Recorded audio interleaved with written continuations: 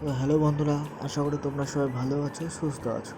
তো অনেক দিন পরে নতুন একটা ভিডিও নিয়ে চলে আসলাম। এটা আমার বাড়ির ক্যামিও চলছে এখন, ছোটোখাটো শুটিংয়ের।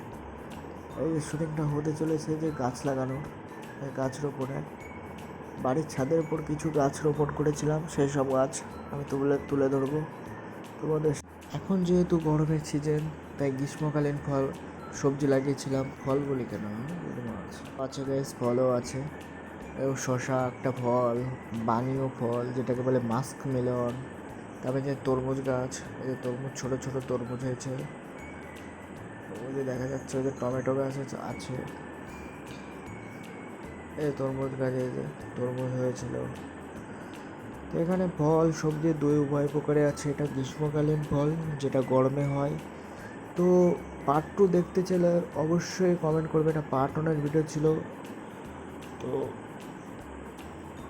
আর বেশি কিছু বলবো না। সুস্থ থাকবেন, ভালো থাকবেন, ভিডিওটা শেয়ার করবেন বেশি বেশি।